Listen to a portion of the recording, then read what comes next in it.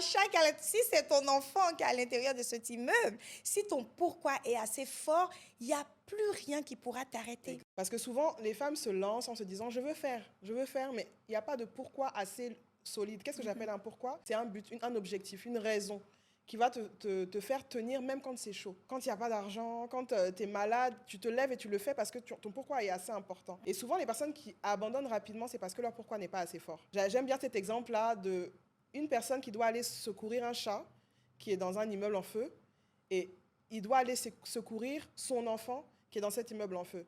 Dans les deux cas-là, est-ce qu'il va partir de la même manière? Mais si ton pourquoi est assez fort, tu vas pouvoir casser les murs, pousser les portes et y aller. L'exemple de l'immeuble en flammes, avec le chat et l'enfant. Et tu vois, les flammes, c'est un peu tous les obstacles qu'il y a. Oui.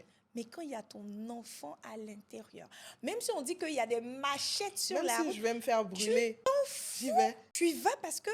Et c'est une question de temps, c'est Oui. une question de temps. Donc, tous ceux qui me disent... ouais, je vais me lancer, mais j'attends. Ton pourquoi n'est pas fort. Tu as un chat qui est à l'intérieur de ton immeuble. C'est un chat qui si c'est ton enfant qui est à l'intérieur de cet immeuble, si ton pourquoi est assez fort, il n'y a plus rien qui pourra t'arrêter. Plus rien. Le manque de temps. Je crée mon temps. On a tous 24 Quitte heures. à moins dormir, mais je vais le faire.